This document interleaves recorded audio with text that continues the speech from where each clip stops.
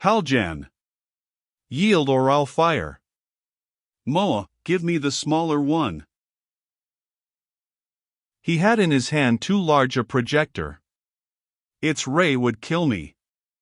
If he wanted to take me alive, he would not fire. I chanced it. No. I tried to draw myself beneath the window. An automatic projector was on the floor where Carter had dropped it. I pulled myself down. Miko did not fire. I reached the weapon. The bodies of the captain and Johnson had drifted together on the floor in the center of the room. I hitched myself back to the window. With upraised weapon, I gazed cautiously out. Miko had disappeared. The deck within my line of vision was empty. But was it? Something told me to beware. I clung to the casement, ready upon the instant to shove myself down. There was a movement in a shadow along the deck. Then a figure rose up. Don't fire, Haljan. The sharp command, half appeal, stopped the pressure of my finger. It was the tall, lanky Englishman. Sir Arthur Coniston, he is called himself. So he too was one of Miko's band. The light through a dome window fell full on him. If you fire, Haljan, and kill me, Miko will kill you then, surely. From where he had been crouching he could not command my window. But now, upon the heels of his placating words, he abruptly shot. The low-powered ray, had it struck, would have felled me without killing me. But it went over my head as I dropped. Its aura made my senses reel. Coniston shouted, Haljan. I did not answer. I wonder if he would dare approach to see if I had been hit. A minute passed. Then another. I thought I heard Miko's voice on the deck outside. But it was an aerial, microscopic whisper close beside me. We see you, Haljan. You must yield. Their eavesdropping vibrations, with audible projection, were upon me. I retorted loudly, Come and get me.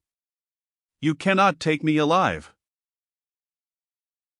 I do protest if this action of mine in the chart room may seem bravado. I had no wish to die. There was within me a very healthy desire for life. But I felt, by holding out, that some chance might come wherewith I might turn events against these brigands. Yet reason told me it was hopeless. Our loyal members of the crew were killed, no doubt. Captain Carter and Balch were dead. The lookouts and course masters, also.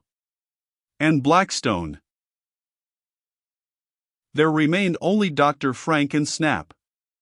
Their fate I did not yet know. And there was George Prince. He, perhaps, would help me if he could. But, at best, he was a dubious ally.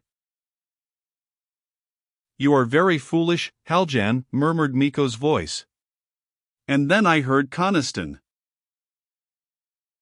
See here, why would not 100 pounds of gold leaf tempt you? The code words which were taken from Johnson, I mean to say, why not tell us where they are? So that was one of the brigands' new difficulties. Snap had taken the code word sheet the time we sealed the purser in the cage. I said, You'll never find them. And when a police ship sights us, what will you do then? The chances of a police ship were slight indeed, but the brigands evidently did not know that. I wondered again what had become of Snap. Was he captured or still holding them off?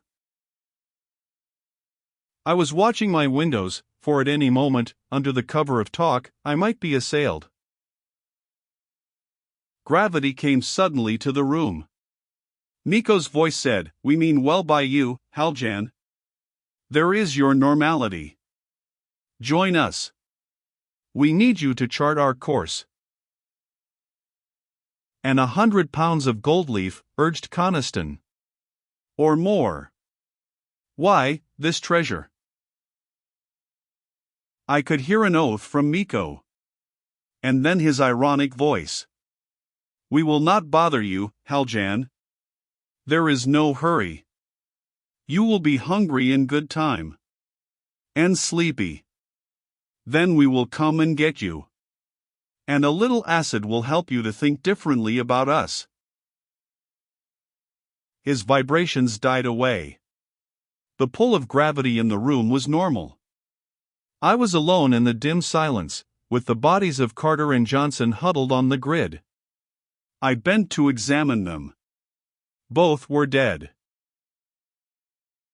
My isolation was not ruse this time. The outlaws made no further attack. Half an hour passed. The deck outside, what I could see of it, was vacant. Balch lay dead close outside the chart room door. The bodies of Blackstone and the course master had been removed from the turret window. As a forward lookout, one of Miko's men was on duty in the nearby tower. Han was at the turret's controls. The ship was under orderly handling, heading back upon a new course. For the Earth? The Moon? It did not seem so. I found, in the chart room, a Benson curve light projector which poor Captain Carter had nearly assembled. I worked on it, trained it through my rear window along the empty deck, bent it into the lounge archway. Upon my grid the image of the lounge interior presently focused. The passengers in the lounge were huddled in a group. Disheveled, frightened, with Moa standing watching them. Stewards were serving them with a meal. Upon a bench, bodies were lying. Some were dead. I saw Rance Rankin. Others were evidently only injured. Dr. Frank was moving among them, attending them. Venza was there, unharmed. And I saw the gamblers, Shaq and Dud, sitting white-faced, whispering together. And Glut's little beribboned, becurled figure on a stool. George Prince was there, standing against the wall, shrouded in his morning cloak, watching the scene with alert, roving eyes. And by the opposite doorway, the huge towering figure of Miko stood on guard. But Snap was missing. A brief glimpse. Miko saw my Benson light. I could have equipped a heat ray and fired along the curved Benson light into that lounge. But Miko gave me no time. He slid the lounge door closed, and Moa leaped to close the one on my side. My grid showed only the blank deck and door. Another interval.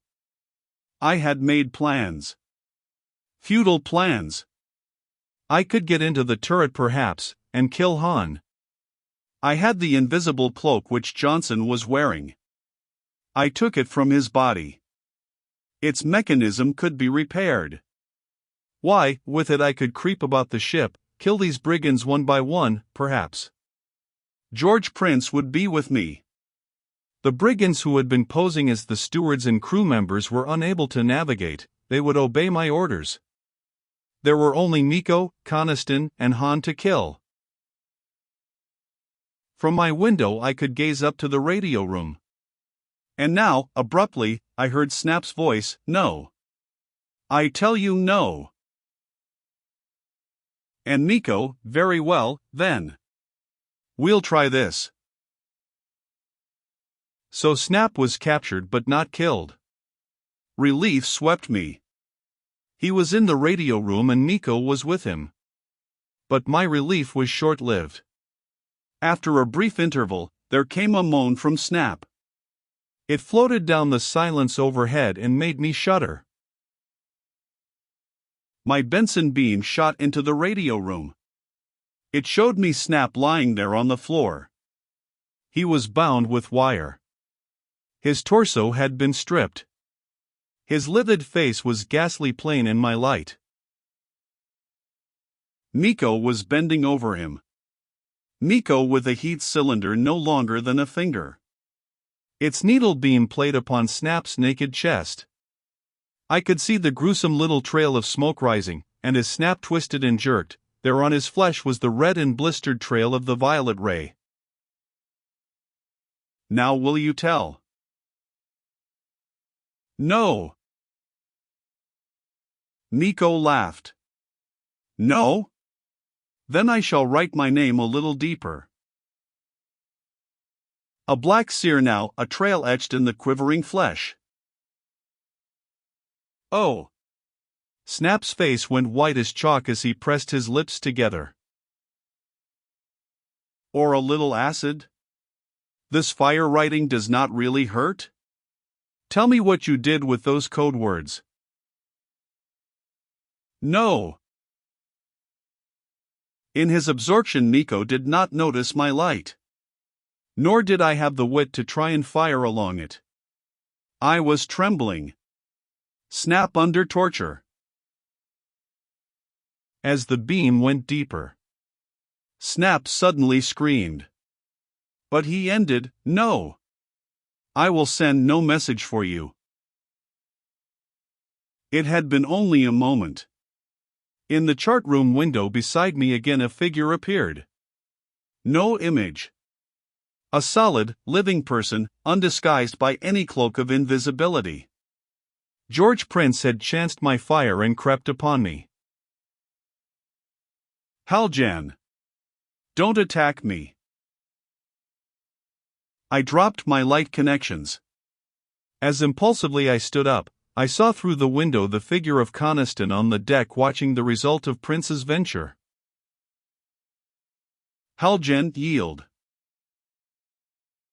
Prince no more than whispered it. He stood outside on the deck, the low window casement touched his waist. He leaned over it. "He's torturing Snap. Call out that you will yield." The thought had already been in my mind. Another scream from Snap filled me with horror. I shouted, "Miko! Stop!" I rushed to the window and Prince gripped me. "Louder!" I called louder, "Miko! Stop!" My upflung voice mingled with Snap's agony of protest. Then Miko heard me. His head and shoulders showed up there at the radio room oval. "You, Haljan?" Prince shouted, "I have made him yield. He will obey you if you stop that torture." I think that poor Snap must have fainted. He was silent. I called, "Stop. I will do what you command." Miko jeered, "That is good. A bargain, if you and Dean obey me.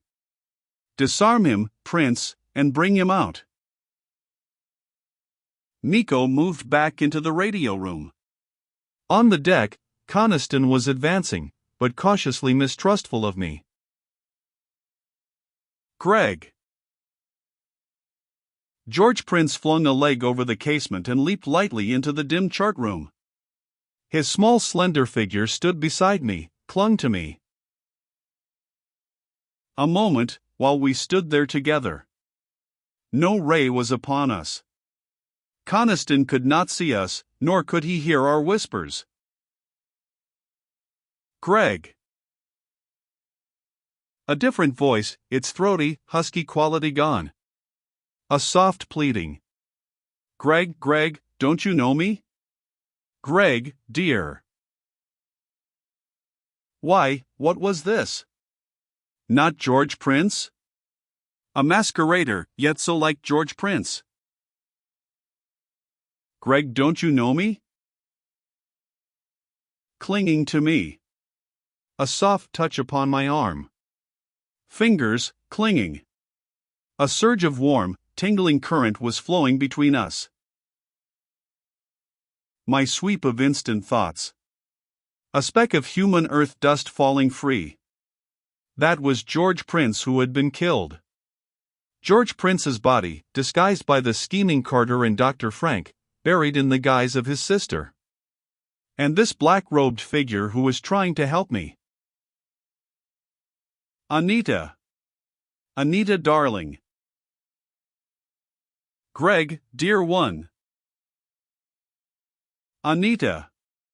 My arms went around her, my lips pressed hers, and felt her tremulous eager answer. The form of Coniston showed at our window. She cast me off. She said, with her throaty swagger of amused masculinity. I have him, Sir Arthur. He will obey us. I sensed her warning glance. She shoved me toward the window. She said ironically, have no fear, Haljan.